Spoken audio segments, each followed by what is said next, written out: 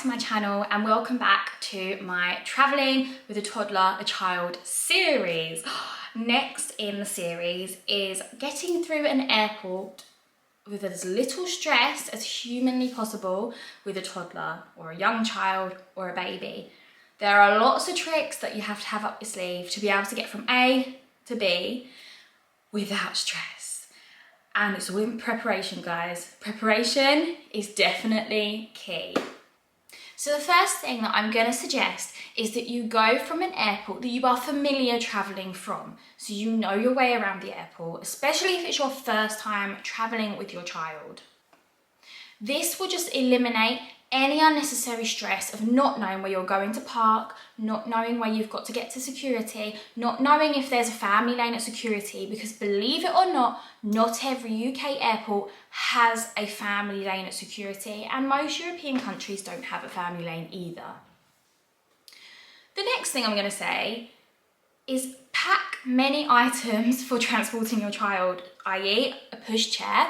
Great, but they may not want to be in that pushchair, especially if they're the same age as my daughter. My daughter is nearly 2 and she wanted to walk most of the time, but we had so many bags and we had all sorts of things going on that we needed to carry, and it wasn't an option to carry her as well, and she wanted to walk.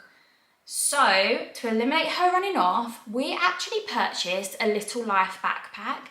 They are so good. They are fantastic. You don't have to have the rain strap on them if you don't want, but it has a pocket at the back so they can carry things. I mean, Rosie carried her own water bottle in the back, and she loved the fact that she was carrying her own water bottle. And it has like a clip across the front that they just kind of crocodile clip in. And then the handle at the back has a long thread with a wrist strap. Now, please do not walk your child like a dog. I have seen this so many times. It's not designed for that. It is simply designed for you to put the strap around your wrist and hold your child's hand as you normally would. It is not designed to be held as a dog lead. I just want to get that out there. I've seen it so many times and I cringe every time I see it. That's not what they're designed for. Just make sure you're holding it properly. It is not a lead. It is simply for their safety, to stop them from running off. We actually used this backpack a lot on holiday when she didn't want to go in the pram and we were out walking, and days that weren't very hot, because there were some days that weren't very hot at all. When it's hot, I would advise you not to use it, because it's another thing on their back. It's a way for their skin to breathe. It's not going to happen. And they're going to overheat. So definitely, if you're going to use it when you're out abroad somewhere, definitely just use it when it's cooler, perhaps in the evening, perhaps on cloudier days where it's not as hot and humid, and allow their skin to breathe a little bit. The next thing is to purchase their own suitcase. Now, the brand IT, or IT, I'm not sure how it's pronounced, actually have their own kids range, and we purchased Rosie a pink love heart little, I'll put a picture here, a pink love heart little suitcase that she could wheel herself. Now, the novelty of this was amazing because it meant she pushed her own suitcase to the gate, and guys, when you've got so much else to carry, the fact that she's pushing her own suitcase, if she's not going to sit in the pushchair, but she's pushing her own suitcase, oh, it was a lifesaver. But yeah, I'll pop a video in of her pushing her little suitcase around the airport. And believe it or not, in this suitcase, we packed her entire 10 days worth of clothes in there, plus a couple of inflatables actually, which I'll come on to in my next vlog of things that we took abroad with us. Because there's some really good hacks in there for places that perhaps aren't going to have bathtubs and stuff like that. So keep your eyes peeled for that video. Sorry to skip ahead, but I don't want to share that info yet. So moving on from the suitcase, I would definitely say at security, have everything in liquid bags before you even leave the house. Have the liquid bags at home and grab some more when you're at the airport to put in your bag to bring home with you for the next time you travel. Because having the liquids already in your clear bags that you have to have, all you've got to do is lift out your bag. And what we did is we put all the liquids into one bag. So we put all the liquids into my husband's bag and the electronics into my husband's bag. So then all we had to do was empty that one bag out into security, rather than having to dig through every single bag we had and put them in bags. And then we've got a toddler who's getting annoyed because we're standing there faffing around putting stuff in bags. We had it all ready to go. and it was a game changer. It was so much easier. And again, on the return journey, just have everything as prepared as you can be, as organised as you can be. Have all your nappies in one wallet, all your nappy changing stuff in one wallet, and have everything as you need it to be, and easy access to the things you're gonna need. No point in putting them in the bottom of your bag, because you're not gonna find them in a rush if you need to grab them. The next thing might sound like common sense and simple things, but wear proper shoes, because if your child does run off, you need to be able to catch them. I'm not saying your child will run off, but you have to prepare for these things to happen in the event of them happening. And then hopefully they're not gonna happen because you've prepared for them. But definitely wear appropriate clothing and footwear. Don't wear a short dress, don't wear a short skirt. Wear appropriate clothing and appropriate footwear, like trainers or something like that, because if you're in a rush again, it's just gonna be so much easier. Eliminate these things that are gonna make life a lot harder. Have a travel wallet of everyone's passports, everyone's insurance details, everyone's e-HIC cards. I think they just do a family e-HIC card now.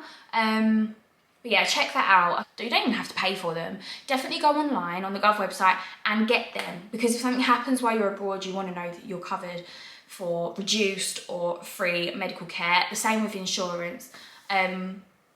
Definitely have it all in a wallet, all organised, what you need, especially when you're going to get to security, when you've got to scan your boarding pass to get through. I had them on my phone, in my wallet on my phone. But in hindsight, I think it would have been easier to just have the paper copies to hand, because I had to like scroll through my phone, each one, beep, beep, beep. But when you have the paper copies, I think it's just quicker and easier, but also have them on your phone as well in case you lose the paper copies. That's definitely a really big thing I wish that I'd done, is had the paper copies as well. Next up is have a sense of humour, because you're gonna need it. You're gonna need a good sense of humour. It will help you relax. It will help your partner or whoever you're travelling with relax, and also, most importantly, your children.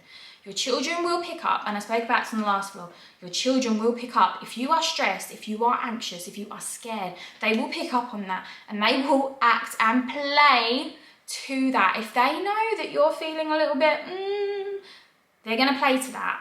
They're gonna play up to that, and they're gonna either match what you're feeling, or it's gonna go the opposite way, where perhaps they're not quite listening, perhaps they're not following instructions, and things can get a little bit tricky when you've hit that point. The next thing is eat before you get to the airport. And the reason I say this is, yes, there's lots of places to get something to eat, but your toddler isn't gonna wanna sit and eat. They're gonna be wanting to sit at that window and watch the aircrafts taking off and landing. So either take a picnic, which you can do, as long as there's no liquids. You can take a packed lunch through security, no problem, a sandwich, crisps, whatever you need to do, or click and collect at Boots, or I don't know if they do that for sandwiches, but yeah, those kind of things. Definitely get that in advance. The next one completely depends on who you are flying with, but if we flew Ryanair this time, and last time actually, and with Ryanair, you actually don't have a limit on weight of the things that you can take baby items wise. So we took a travel cart and her buggy, her pram. There was no weight, it was just 2 items, any 2 items, which was fantastic. I know Jet2 have a 10 kg limit on what you take rather than the amount of items that you take, which isn't great because most buggies are pretty much all of that weight. But if you have a cabin, what do they call it? Ones that can fit in the overhead lockers, pushchairs, which we do. If your child is a baby, definitely do it. If your child is a toddler and can walk, don't do it. It will make your life harder when you're trying to get off of the plane. Definitely put it in the hold, but get a bag to put it in, because things get wet under there, things get thrown around. Definitely put it in a bag and put it in the hold. You'll have one less thing to carry.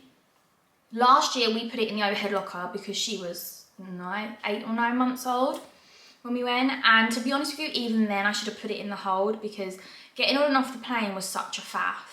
And just to have that eliminated would have been amazing. Moving on from that, pack your baby items that are free in bigger bags. and put clothes in there, or put things you can't fit in your suitcase because you're going to go over the weight limit, put them in there. They're not going to check. They have never ever checked our bags to see what is inside. And if they are, it's to pad it out because they throw it around. So I think we put our parasol in there, our fan, anything that was heavier, we put in there because there was no weight limit, and it paid off a treat. Nappies, swimming nappies, anything like that, stick inside your free items bags because why not? You're paying enough to fly with them anyway, right? I've spoken about this next one in a previous vlog on my series, but definitely pay for a seat for your toddler if you can. It honestly will make your life so much easier. My next one is different for each age group. If you have a toddler, board the plane first. Try and get on as early as you can onto the plane. The more time you have before you take off, the more time that toddler's going to have to adjust to their new surroundings. And in turn, may feel a bit more comfortable with taking off and landing, and just generally being in a confined space with a lot of other people. If you have an older child, board last. They know what's to come, they know what they're expecting, and the least time that they are having to sit on that plane, the better. If you have a younger child, board first. If you have an older child, board last. You'll thank me for that later. You really do need to think about things before you travel, like, are you going to board first, are you going to board last, where are we going to eat, are we going to eat before we go to the airport, are we going to eat at the airport? All of these things are going to make your life so much less stressful, and in turn, your child's behaviour will reflect that. And even babies sense their mothers and fathers, or whoever they're travelling with, emotions, and they try and match it. If you're stressed, they're going to get stressed, your partner's going to get stressed, everyone's going to be in a whole pickle. If you stay calm and relaxed, it's going to be easier for you and everyone, and you might even enjoy the process. So guys, thank you so much for watching this video today. I hope you found it a bit helpful. Well, a lot helpful would be nice, but if you found it a bit helpful, that's a win too, right? And please like and subscribe. I'm really trying to build my channel up now, and I would really appreciate it if you could like and subscribe. It would help me out a lot because I'd love to keep providing more free content to you in the future. Yeah, and that would just super help me out. So I will see you in the next vlog. Thank you so much. Bye.